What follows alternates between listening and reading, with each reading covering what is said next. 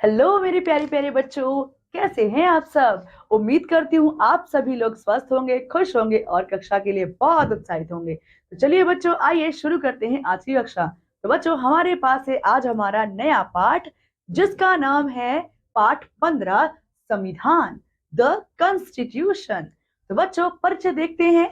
प्राचीन काल में सामाजिक गतिविधियां विभिन्न प्रकार से इसके सदस्यों द्वारा नियंत्रित की जाती थी। वे व्यक्ति की गलती पर उसकी निंदा करते थे या उसको सजा देते थे। धर्म की व्यक्ति के व्यवहार में एक महत्वपूर्ण भूमिका थी। आजकल देश की सरकार के अनुसार नियम होते हैं। देश की सरकार के नियम और सिद्धांत देश के लोगों को संविधान की जानकारी के अनुसार कुछ कर्तव्य और अधिकार देते हैं। मतलब नागरिकों के कुछ कर्तव्य होते हैं और नागरिकों के कुछ अधिकार भी होते हैं। तो आइए पाठ के साथ हम इसको जानते हैं। तो बच्चों, संविधान देश का मौलिक कानून होता है। ठीक है। संविधान सभी के लिए समान नियम बनाकर देश के लोगों को एक साथ बांधता है। एक नियम की लिखित श्रृंखला होती है जो क्या करता है, सबके लिए समान नियम बनाता है और लोगों को एक चेन में एक साथ बांधता है। उसे संविधान कहते हैं। ये सामंजस्य लाता है। सभी लोग कानून के निर्धारित सिद्धांतों के साथ संयोजन करते हैं, यानी कि उनकी आज्ञा का पालन करते हैं। संविधान हमें संरचना और सरकार के ढांचों, इसकी शक्तियां और कार्यों, जनता के अधिकारों आदि की सूचना देता है। संविधान क्या करता है हमें बच्चों? संविधान हमें सरकार के जो ढांचे होते हैं, इनकी शक्तियां होती हैं, कार्य होते हैं, जनता के जो अधिकार आदि होते हैं, उनके बारे में अवेयर कराता है। कानून और संविधान के मध्य बहुत करीबी संबंध है। जो कानून है और संविधान है, इनके बीच में क्या है? बहुत गहरा संबंध है। सभी कानून संविधान में प्रदान किए गए प्रावधानों पर आधारित होते हैं। दूसरे शब्दों में, संविधान सभी कानूनों का मौलिक स्रोत है। संविधान क्या है? सारे कानून कहाँ मिलेंगे? संविधान मिलेंगे। तो संविधान क्या है? कानूनों का क्या है? मौलिक स्रोत है। ना जनता ना ही सरकार इसके विरुद्ध जा सकती है। इसके विरुद्ध ना तो जनता जाएगी ना ही सरकार जाएगी। दोनों को इसका संविधान का पालन करना पड़ता है। हमारा संविधान संविधान सभा द्वारा तैयार किया गया था। भारतीय संविधान 26 जनवरी 1950 को प्रभाव में आया। मतलब 1950 को हमारा संविधान लागू हुआ था। ठीक है। और 1949 को बच्चों हमारा संविधान बन करके पूरा तैयार हो गया था। ठीक है। हमारे संविधान को बनने में बच्चों कितने? 11 महीने 18 दिन लगे थे। देखो बच्चों, यहाँ पर ये बॉक्स में जानकारी दी गई। जैसे मैंने अभी बताया हमारे संविधान को बनने में कितना समय लगा था। तो बच्चों, हमारे संविधान को बनने में, तैयार होने में उसको 1 साल 11 माह और 17 दिन का समय लगा था। इसे तैयार करने में 6.4 करोड़ रुपए खर्च हुए थे। कितने पैसे खर्च हुए थे बच्चों? 6.4 करोड़ रुपए। ठीक है। तो आइए देखते हैं भारतीय संविधान का महत्व, importance of the Indian constitution. क्या इंपॉर्टेंस है? तो हमारे संविधान में सरकार की जिम्मेदारियों और कार्यों के विषय में महत्वपूर्ण जानकारी निहित है। सरकार की जिम्मेदारियों के बारे में, कार्यों के बारे में हमारे संविधान के अंदर बहुत सारी जानकारियां हमें मिलती हैं। हमारे संविधान में नियंत्रण और संतुलन की व्यवस्था है। सरकार में यह निहित शक्ति के गलत प्रयोग को रोकता है। सरकार अपनी शक्तियों का गलत प्रयोग नहीं कर सकती है।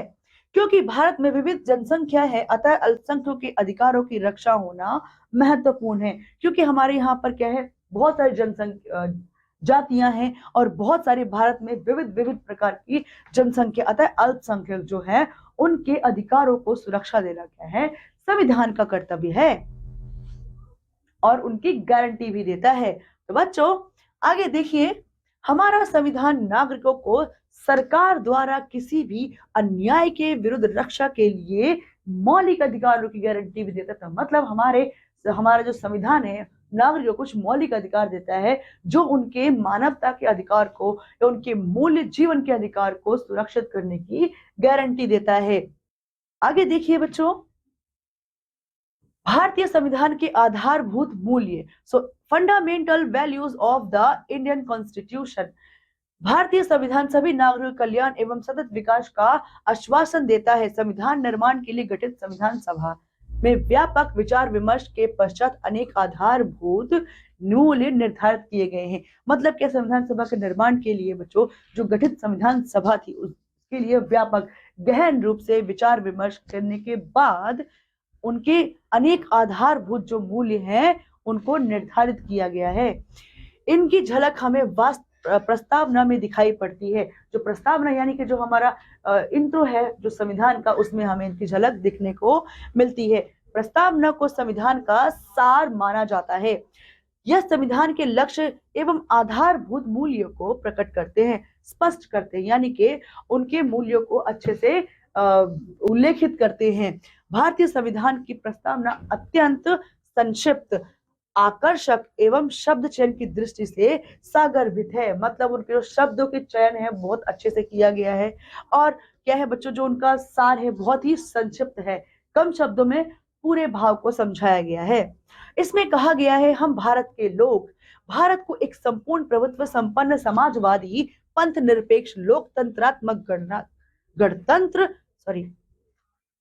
लोकतंत्रात्मक गणराज्य बनाने के लिए तथा उसके समस्त नागरिकों आर्थिक और राजनीतिक न्याय, विचार, अभिव्यक्ति, विश्वास, धर्म और उपासना की स्वतंत्रता और अवसर के समता प्राप्त करने के लिए उन सब में व्यक्ति की गरिमा और राष्ट्र की एकता व अखंडता सुनिश्चित कराने वाली बंधुता को बढ़ाने के लिए दृढ़ संकल्पित होकर अपनी इस संविधान सभा में आज तारीख 26 नवंबर 1949 ईस्वी को एतद द्वारा इस संविधान को अंगीकृत, अधिनियमित और आत्मर्पित करते हैं। यह क्या है बच्चों, हमारे जो पहला पेज है, जो प्रथम पृष्ठ है हमारे संविधान का, उसकी प्रस्तावना है, जो कि कुछ इस प्रकार दिखती है, इस प्रकार हमें पढ़ने को मिलती है, जिसमें शब्दों की गरिमा का बहुत ध्यान रखा गया है और बहुत ही संक्षिप्त में पूरा सार समझाया गया है। और इसको कब ये बनकर कब तैयार हुआ है बच्चों, ये 26 नवंबर 1949 को बनकर तैयार हुआ है। लागू कब हुआ है बच्चों हमारा संविधान, 26 जनवरी 1950 को लागू हुआ है। इसको बनने में समय कितना लगा था, इसको बनने में समय लगा था 1 साल 18 महीने और 17 दिन, 1 साल 11 महीने और 17 दिन का समय लगा था। ठीक है बच्चों, आइए देखते हैं संप्रभुता यानी कि सॉवर्निटी। तो बच्चों प्रभु संपन्न शब्द का प्रयोग हमारे संविधान की प्रस्तावना में किया गया है। भारत क्या है बच्चों, एक प्रभु संपन्न देश है। ठीक है, इसका तात्पर्य है कि भारत के आंतरिक तथा वैदेशिक विषयों में भारत सरकार सार्वभौम तथा स्वतंत्र है। सार्वभौम है और स्वतंत्र है। कहां पर बच्चों, भारत सरकार आंतरिक कार्यों में भी, आंतरिक फैसले लेने में भी और वैदेशिक विषयों में भी। किसी भी दृष्टि से भारत के ऊपर ना तो किसी आंतरिक शक्ति का दबाव है और ना ही किसी बाहरी शक्ति का भारत पर नियंत्रण होगा। ठीक है, अब इस बॉक्स में क्या जानकारी है देखते हैं। भारतीय स्वाधीनता अधिनियम के पारित हो जाने से भारत पर ब्रिटिश शासन का नियंत्रण समाप्त हो गया। ठीक है, अब 15 अगस्त 1947 को भारत क्या आजाद हो गया और भारत संप्रभु राष्ट्र बन गया। ये तो सबको पता होगा ना बच्चों कि हमारा भारत कब आजाद हुआ। हमारा भारत 15 अगस्त 1947 को आजाद हुआ था। आगे देखिए समाजवाद। समाजवादी राज्य में सभी को देश की संपदा पर समान अधिकार तथा उससे लाभ प्राप्त करने के समान अवसर प्राप्त होते हैं। हमारे देश में अपार आर्थिक विषमताएं विद्यमान है। कुछ लोग अत्यधिक अमीर है तो अधिकांश लोग गरीब तथा पिछड़े हैं। कुछ लोग अमीर हैं और कुछ लोग बहुत गरीब है। ठीक है, हम जो समाजवादी राज्य है ना, सभी को देश की संपदा पर समान अधिकार मिलता है, उससे लाभ प्राप्त करने के अवसर भी समान मिलते हैं। ठीक है, अमीर और गरीब के बीच अंतर कम करने के लिए हमारे नेताओं ने समाजवाद की नीति अपनाई थी, लेकिन वह कुछ ज्यादा कारगर सिद्ध साबित नहीं हुई है। संविधान की प्रस्तावना में समाजवाद शब्द जोड़ा गया। क्या जोड़ा गया बच्चों, समाजवाद शब्द जोड़ा गया हमारी संविधान की प्रस्तावना में। इसका अर्थ यह है कि इस राज्य की नीतियां इस प्रकार बनाई जाएं जो सभी व्यक्तियों के कल्याण के लिए हो। एक व्यक्ति का कल्याण ना हो, उसमें सभी का सर्वांगीण कल्याण हो। राष्ट्रीय संपदा का वितरण इस प्रकार किया जाए कि जिससे व्यक्तियों की आय संबंधी पर्याप्त विषमताएं कम हो। धनी व्यक्तियों पर उचित नियंत्रण रखा जाए जिससे निर्धन और समाज के कमजोर वर्गों की रक्षा हो सके। तो बच्चों, ऐसी राजनीतिक नीतियां बनाई जाए और ऐसे जो संसाधन है, सार्वजनिक संसाधन, उनका आवंटन इस प्रकार किया जाए कि केवल वह जो आय का जो गैप है अमीर और गरीब के बीच, उसको समान किया जा सके और जो अमीर व्यक्ति है, अमीर वर्ग है, उन पर नियंत्रण भी रखा जा सके जिससे कि जो निचला वर्ग है और जो गरीब कमजोर वर्ग है उसकी रक्षा हो सके। धर्मनिरपेक्ष या पंथ निरपेक्ष, सेक्युलर और नॉन सेक्ट्रेन, मतलब बच्चों क्या है कि जो हमारा देश है धर्म निरपेक्ष यानी कि सभी धर्मों को बराबर मान्यता देता है, और पंथ निरपेक्ष यानी कि हमारे यहाँ पर कोई भी अपने अपने धर्म को, किसी भी धर्म को अपना सकता है। तो भारतीय संविधान की प्रस्तावना के अनुसार भारत एक धर्म निरपेक्ष देश है, मतलब सभी धर्म का आदर करता है, किसी के ऊपर कोई धर्म, कोई भेदभाव नहीं करता है। तो भारतीय संविधान सभी को अपने धार्मिक विश्वासों और तौर तरीकों को अपनाने की पूरी छूट देता है। सभी के लिए समान धार्मिक स्वतंत्रता, इस विचार को ध्यान में रखते हुए भारतीय राज्य ने क्या किया है, धर्म और राज्य की शक्ति को एक दूसरे से अलग रखने की रणनीति अपनाई है ताकि सभी के लिए क्या समान धार्मिक स्वतंत्रता मिल सके, सभी को अपने धर्म के लिए जो बराबर स्वतंत्रता, समान अवसर उसके मिल पाए। इसके अंतर्गत सभी नागरिकों को उनके धर्म चुनने, उनका पालन करने की पूर्ण स्वतंत्रता प्राप्त है। कोई भी धर्म चुन सकते हैं, किसी भी धर्म का पालन कर सकते हैं। इसके साथ राज्य ना तो धर्म के विषय में हस्तक्षेप करता है और ना उसका कोई राजकीय धर्म है, राज्य का कोई धर्म नहीं होता है, ना ही वो किसी धर्म में अपना हस्तक्षेप करेगा कि इस धर्म को मानो या इस धर्म को ना मानो। ठीक है बच्चों, तो आगे हमारे पास क्या है, लोकतांत्रिक राज्य, डेमोक्रेटिक स्टेट।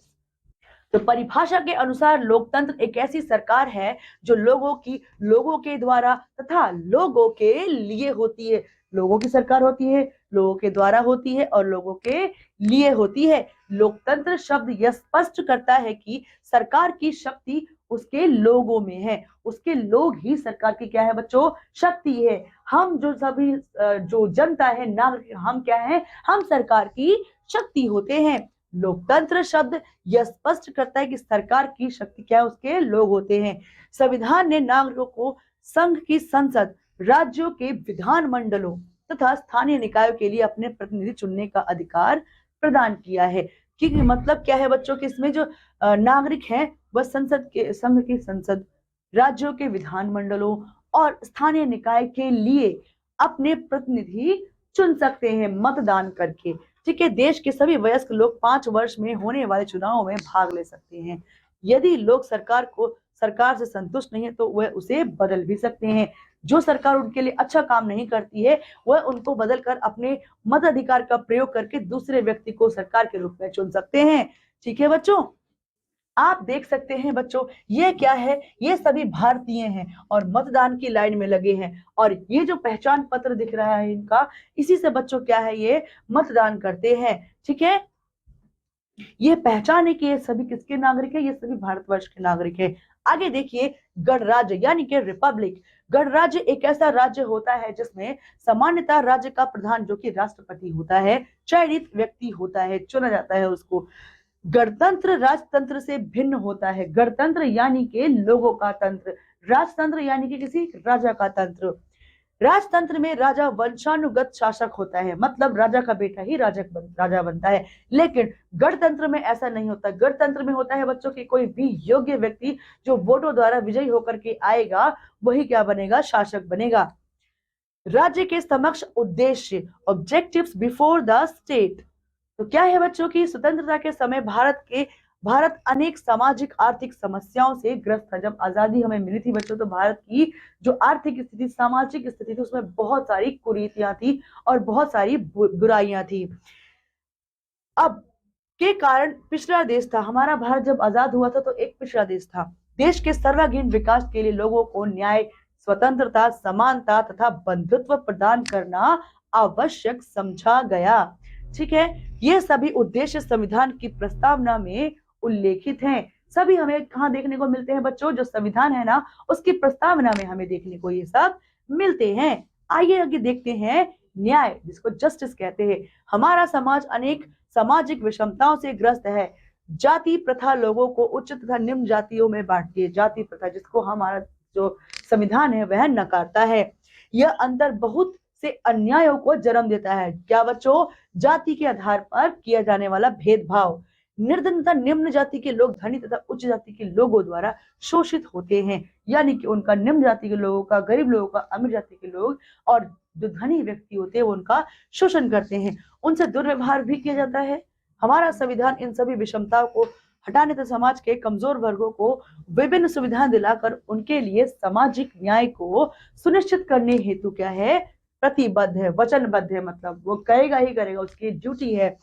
तो प्रस्तावना में स्पष्ट रूप से कहा गया है कि भारत के सभी लोगों को सामाजिक, आर्थिक तथा राजनीतिक न्याय मिलना चाहिए। किसी के लिए न्याय अलग अलग दृष्टि नहीं रखेगा। न्याय सबके लिए, सभी पदों के लिए, सभी जातियों के लिए, सभी वर्गों के लिए समान होगा।